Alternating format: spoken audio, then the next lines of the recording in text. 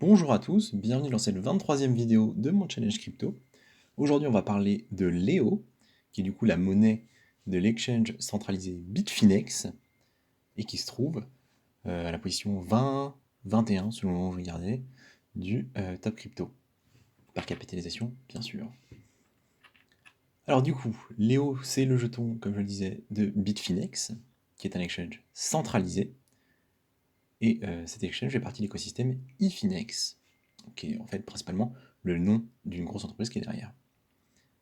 Au niveau de la valeur ajoutée, du coup, on est sur un jeton qui est hébergé sur ETH et EOS, donc les deux écosystèmes, on y reviendra juste après. Initialement, l'objectif, en fait, c'était de créer de la liquidité pour Efinex, puis après, de racheter les jetons du marché et les burn. Alors je m'explique. C'est-à-dire qu'en 2019, Efinex, en fait, s'est retrouvé dans une situation un peu compliquée, parce que au niveau de la régulation, il y a eu un souci avec Crypto Capital, qui était responsable des paiements de Efinex. Les fonds ont été saisis, et donc du coup, le groupe Efinex se retrouve au bord de la faillite. Ils ont besoin du coup de cash pour se renflouer, et ils décident du coup d'émettre le jeton Léo, qui est vendu à 1 $ le token. En 10 jours, ils vendent 1 milliard de tokens, et donc ils récupèrent 1 milliard de dollars. Donc l'émission du jeton Léo a sauvé le groupe. Le contrat du coup avec le marché, avec les gens qui ont acheté et qui achèteront du token, c'est que au fil du temps, l'entreprise du coup, Bitfinex, rachète les tokens Léo et les burn. Donc, donc il y a de moins en moins de tokens, jusqu'à ce qu'il n'y en ait plus du tout. On reviendra sur ce point-là dans la partie tokenomique. Donc, comme je l'ai dit, il y a deux entreprises derrière, Bitfinex, qui date de 2012, et le groupe Efinex, qui est encore plus ancien, et qui est basé à Hong Kong, donc on est sur des entreprises chinoises. Globalement, on a tout dit, on va passer à la partie technique, là il n'y a pas grand chose à dire, hein. On est sur du coup un fournisseur de liquidité, hein, un échangeur centralisé, c'est-à-dire qu'ils ont des réserves de cash pour permettre aux utilisateurs, et notamment dans le cas ici aux traders, de pouvoir faire des échanges et entre guillemets des paris, parce que c'est un peu ça le trading aussi, hein. C'est-à-dire que notamment quand on utilise les futurs, les contrats futurs, donc c'est-à-dire c'est des contrats avec des effets de levier, c'est-à-dire que vous empruntez de l'argent pendant une période qui est censée être relativement courte, et vous cherchez à faire une performance, c'est-à-dire que concrètement vous anticipez que le jeton l'ancien Bitcoin va prendre quelques pourcents là dans la journée, vous en empruntez énormément au prix actuel, donc mettons que vous avez 10 euros, vous mettez un levier x 10, bah, du coup vous avez 100 euros, et vous supposez qu'il va arriver, qu'il va être plus haut dans un certain temps. Donc là, dans le cas où vous faites un long, un achat, et du coup vous clôturez votre position si vous êtes dans le positif un peu plus tard.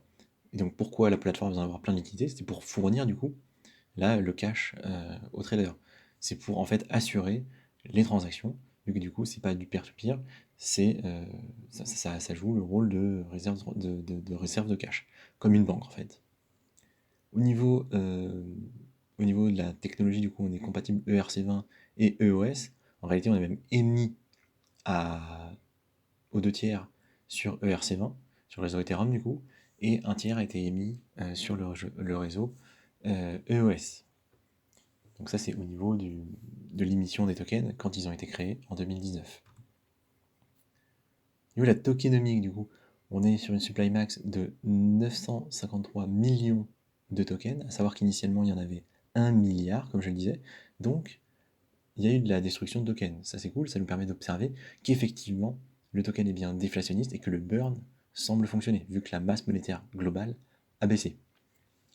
Si on en croit le site actuellement, il burn approximativement 20 000 tokens par jour, à savoir que le calcul réel n'est pas un nombre fixe comme celui-ci, mais un pourcentage de leur profit sur l'année. Et donc au niveau de la répartition initiale, comme je disais, l'essentiel est allé aux investisseurs, la fondation a gardé seulement 17%, donc quand même pour avoir, j'imagine, une petite marge et pouvoir se financer. Le token, il sert du coup essentiellement à avoir des avantages sur Bitfinex, donc c'est-à-dire que les traders vont certainement payer des frais moins chers, peut-être profiter dans certains cas d'airdrop, ça c'est moi qui suppose, parce qu'en général ça sert à ça, mais c'est pas certain. Et évidemment, à faire les paiements sur la plateforme. Donc les choses qui sont intéressantes à noter, c'est le burn, hein, comme on l'a dit, c'est le côté déflationniste, hein, c'est ça qui va être vraiment le point intéressant ici. Ce qu'il y a à noter du coup, c'est que 20 000 tokens par jour, si on prend une fourchette un peu large, ça donne quelque chose entre 5 et 10 millions de tokens burn par an, d'accord? Ce qui représente approximativement 100 à 200 ans pour burn tous les tokens. Donc l'idée, c'est qu'il y en a pour vraiment très très longtemps. Donc je me posais la question de, ok, en combien de temps ils ont prévu de, de résoudre cette histoire de burn, et donc l'existence du token. On est sur des décennies, voire des siècles. Donc ça va être là pour longtemps. Pas de souci de ce côté-là. Au niveau du coup des points forts, des points faibles que j'ai retenus, on a un des principaux DEX asiatiques du coup qui tient ce token. Hein. Un des principaux parce que le premier c'est quand même Binance, faut pas oublier. Le jeton est utilitaire et globalement utile, il est utilisé, on va le voir sur la courbe. Il a une belle structure, donc il y a de la demande, et certainement parce que la plateforme est utilisée et que c'est intéressant d'en avoir. Je pense qu'aussi le fait qu'il y ait du burn et que les engagements proposés par l'entreprise ont l'air d'être globalement tenus, fait que les gens ont toujours confiance dans le projet. Je pense qu'il y a une communauté assez forte derrière parce que ils ont réussi à faire leur levée de fonds en 10 jours. Donc il y a certainement eu de gros investisseurs. On a quand même la communauté qui a dû participer. Et ça, c'est quand même quelque chose de notable et qui est appréciable. Donc comme je disais, le burn fonctionne. L'aspect déflationniste, qui est quand même le gros point fort du coup du token, euh, a l'air d'être cohérent, de fonctionner. Donc ça, c'est vraiment vraiment bien. Il y a un point quand même à noter sur Bitfinex, en tout cas selon moi, c'est qu'il est fortement impliqué dans tout ce qui est Tether et USDT. USDT, on rappelle, le plus gros stablecoin du marché. À savoir du coup que c'est un point positif fort, parce que c'est des gros noms. Bitfinex existe depuis longtemps, donc je pense que c'est relativement solide. Mais on a quand même sur Tether une problématique au niveau de la transparence des fonds. C'est-à-dire que on ne sait pas si Tether a réellement en réserve 1 dollar pour chaque USDT émis. Et donc, le jour où les révélations seront faites sur les réserves de Tether, s'il a tout, aucun problème, ce sera génial. S'il n'a pas tout, Bitfinex en pâtira, et donc le jeton Léo également.